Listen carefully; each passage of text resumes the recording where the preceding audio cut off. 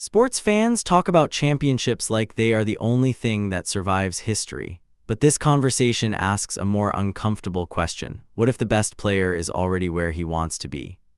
How incented would you be? And ring culture is not a new phenomenon as much as people want to make it that. It's always mattered who wins the titles. That's why we know who they are, because they endure through the generation onto where we sit now. Do you guys think you would be like, I like this town, I'm Connor McDavid, I got to get out of here, man. I got to go somewhere where I can have a title, or otherwise that will always come up for the rest of my life. How say you? I mean, you look at a guy like Mike Trout, who doesn't feel that way at all. Like, there are some dudes who, being happy with their life is the most important thing. Like, and that doesn't mean that they don't care about winning a championship, but just being happy with life is the most important thing. Joe Mauer signed with the Minnesota Twins because he liked being in the Twin Cities, and it cost him a championship. But how about you? I think being happy with my life is the most important thing.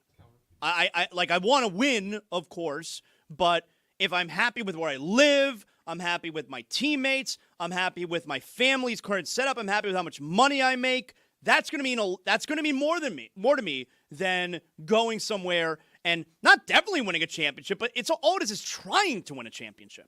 Well, but the other side of that is, as you know, from having bounced off these guys, you know, we're all competitive to a degree. The difference between Michael Jordan and other all-star level talents in the NBA is, like that.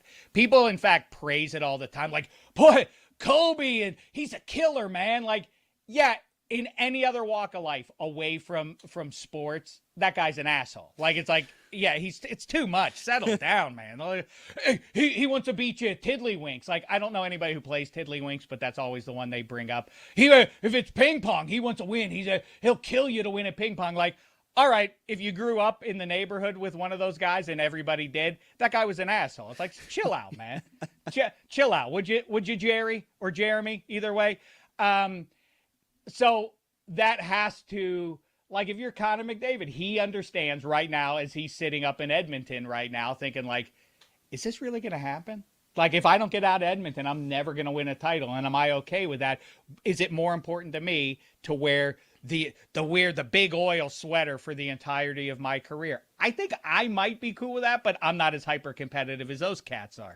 I'm sure all of them there in Edmonton are handling this situation very, very well, very, very maturely, as the Oilers and Connor McDavid were eliminated last night. But the NBA, we had 2 series end, and we had a Game 7 confirmed, that one being Sixers and Celtics. And I would make the case that all 3 of those games last night were shockers. I mean, obviously the Knicks winning by 51.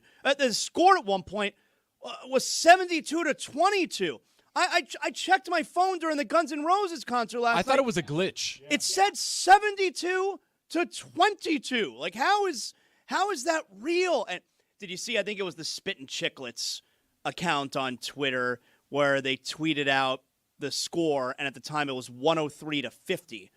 And the tweet said something like, great sport you got here. What do they know? I was wondering where you were going with Spittin' Chicklets with the basketball. Right. Great, because that's an elimination game. Great sport you got here. Down by 53 at home, the Atlanta Hawks. But that was obviously shocking. The Sixers, I think you could say, it's shocking that they're going to Game 7. And the Wolves winning without Anthony Edwards, without Ayo Dosunmu, without good player, Dante DiVincenzo. Good player. That they kicked the shit out of the Nuggets last night. That was shocking. Tony, the most surprising result from last night was what? Timberwolves beating the Nuggets in a do-or-die game for Nikola Jokic, for his legacy, for what we think of him going now 5, 10, 15, 20 years down the road. Like, to lose to a team in the Timberwolves who don't have their best player, who don't have one of their most important guards, and another guy off the bench who's an electric scorer, to lose to Jaden McDaniels, who called you out by name, first name, last name. Jokic got punked so hard. The whole Nuggets got punked so hard the entire series. The entire series got punked from the jump for Jaden McDaniels, who, by the way, legend is born. Star is born right now. Jaden McDaniels, you're watching the evolution of somebody who 4, 5, 6 years down the road is going to be like, oh, that guy's kind of a superstar, which is a crazy thing to think about when they really put this Wolves team together. But 30-10 last night for Jaden McDaniels.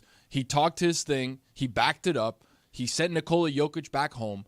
I thought, to me, that was the result where I was looking around saying, oh, my God, I cannot believe now we're going to have to do an autopsy of the Denver Nuggets and their run for the last 5 years. There's legacy stuff everywhere in this series, because not only do you have the Nuggets side where people are doing a Nikola Jokic team has never beaten a team with more than 50 wins. I saw that yesterday, and I didn't know that. Which is pretty wild. Look at the teams they beat in 2023, capped off by winning the finals against a 44-win team, right? The Miami Heat, right?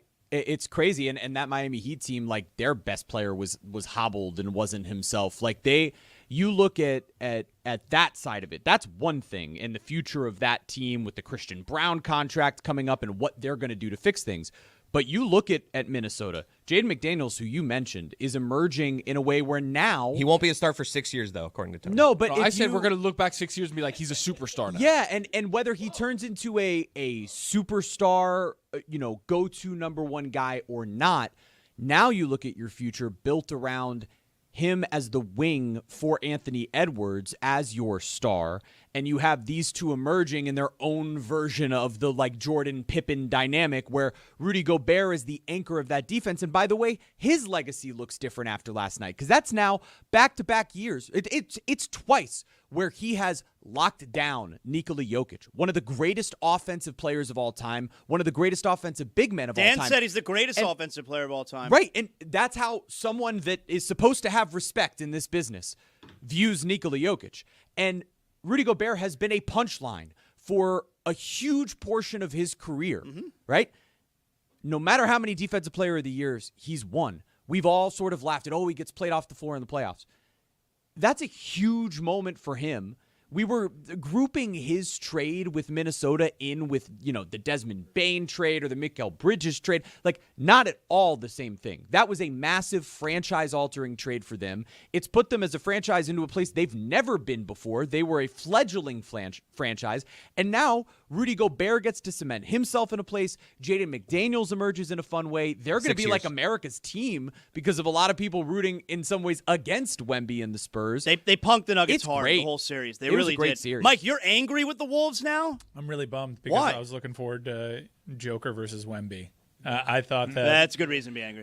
Look, Dave hasn't really been paying attention to the NBA, but I think he would have been all right with the two kaiju doing battle to see who could fight for the right. You know about that kaiju, Dave? To topple the OKC Thunder, and now we're not going to get that kind of series, and I was really worried because Minnesota presents so many problems for Denver that they would get in the way of Jokic versus Wemby, and they did. And I'm bummed for it because I don't think that series is going to be nearly as compelling had Denver been in there. On top of that, like, you look at the Would you respect McDavid more for staying in Edmonton without a cup or for chasing one somewhere else? Leave your take in the comments and like and subscribe for more clips like this.